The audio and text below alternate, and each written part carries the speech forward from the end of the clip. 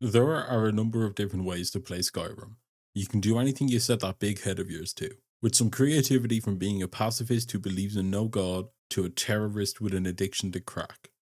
But today I wanted to ask the question, can you beat Skyrim using only Frostbite?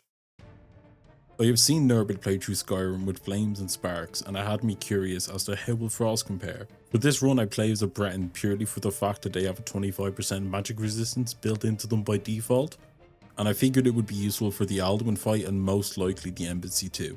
I played through this run on the master difficulty and I don't know what else to write in this sentence. The start of this run is like many, as I don't start with the Frostbite spell, I just run through Helgen picking up what I can to sell when I get to Riverwood to pick up the spell from Lucan. Outside of Helgen, I pick up the Mage Stone and sprint to Riverwood where I sell my bits off and pick up the spell from Lucan. Frostbite projects a continuous stream of frost and slows enemies down while doing a base damage of 8 points per second to health and stamina.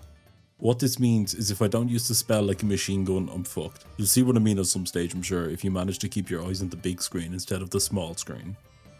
Taking 4 bursts to kill a fox did not inspire much hope for this run, but on the first set of bandits, quick bursts with the spell managed to do the job well with not much trouble at all. I had somewhat of a plan in place which was going to require a few pieces of gold, so I sell my inventory to Lucan and skip to the next semi-interesting part of this video. I'll let you decide. Is it the 3 minutes it took me to get rid of this bandit as I used parkour to my advantage, or is it the wounded spider that only killed me once but helped me perfect my machine gun method? If you have ever played Skyrim before and thought you wanted to see what it's like to live an alternative lifestyle, you probably tried out Destruction Magic, only to realise a few hours in you're not even at level 10 yet and you've leveled up Destruction about 4 times because that's what this run felt like for the most part.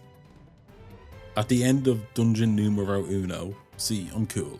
I'm like semi-bi half lingual. Just like my last Skyrim video, which if you didn't see, go watch it. I used my spell to just kite the fucker around for a few minutes and make my way to Whiterun to sell even more shit I didn't want. In the space of a few in-game minutes, I go from being a nobody to being a somebody who robs from the poor for himself and also from the rich.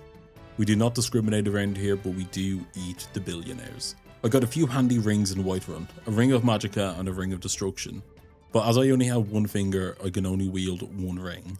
We get enchanting to level 26 and we're on to face a dragon by request of Jarl Baldscriv who wouldn't even let me steal his axe.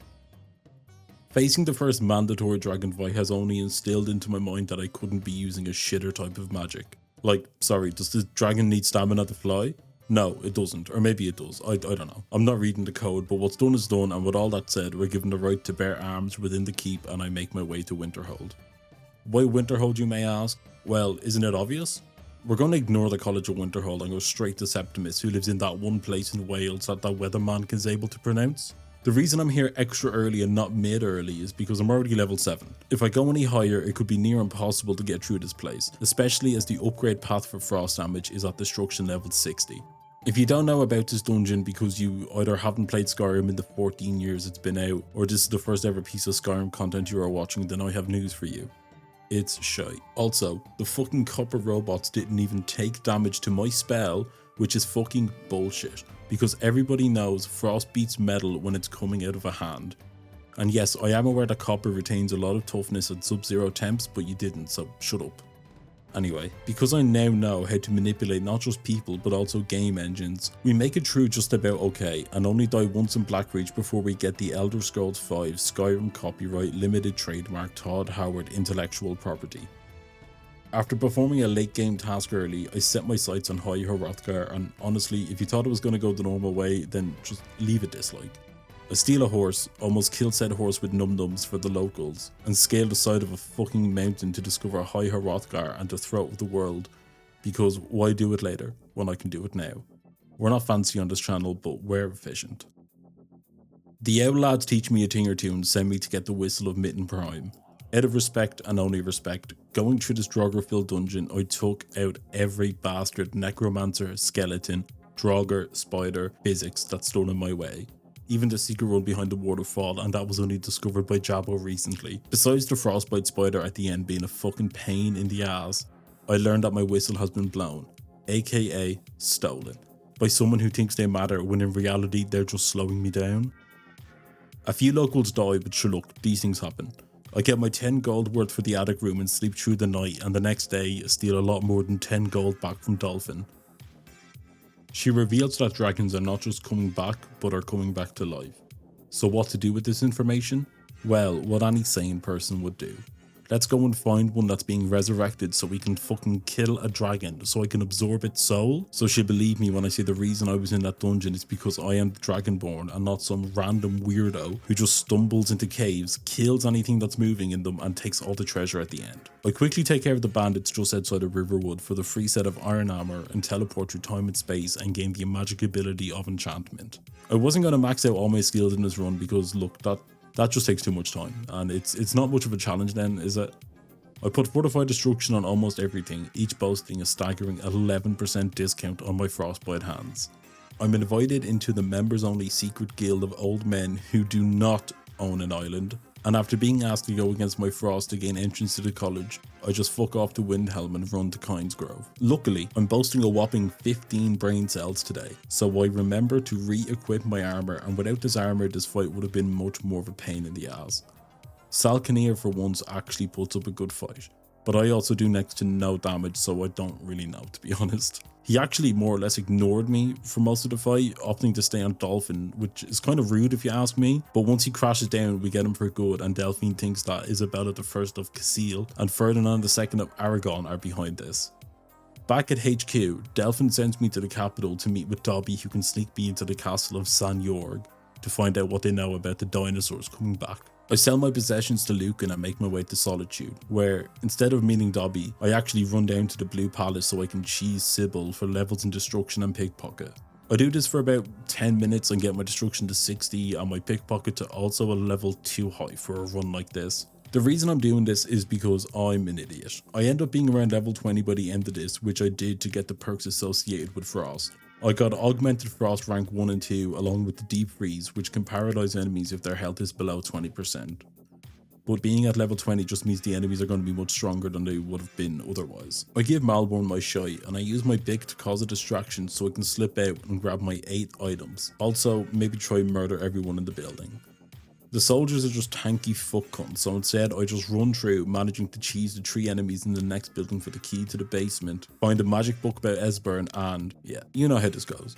I don't want to make assumptions about you, but I am assuming you were not born yesterday. In Riften, we perform thievery actions, and before we know it, we're God's strongest soldier fighting in a sewer for their life. This lowlife actually puts up a fight, and this last Talmor scared the fuck out of me. But besides that, I rescued a homeless man, watch him unlock his door, and have only some issues in escaping his home. Not many, but some. Lovers become friends and enemies become BFFs. It's magic wall time. You know this part, I'm almost sure you do. We steal a horse, do horse parkour, and for once actually help these pricks fight the heretic. Wait a minute.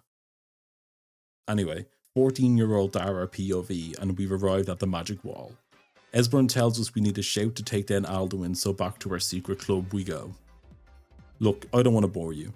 Fucking hell, I know what it's like. I, much like you, have the attention span of a can of pineapple juice. I don't know why, there's more than likely more than one reason as to why.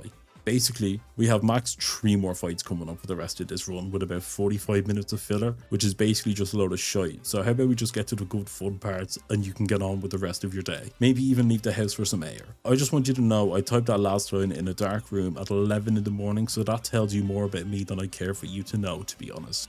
Alduin Part 1, honestly, it wasn't too bad. Yes, of course I died a few times, but what else do you expect? It's more or less just a few minutes of blazing him with Frost, running away, healing, shouting, and repeating.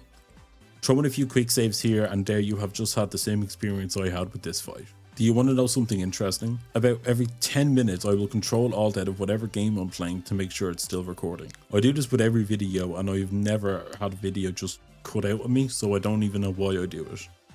Anyway, 9 minutes later, Alduin is dead.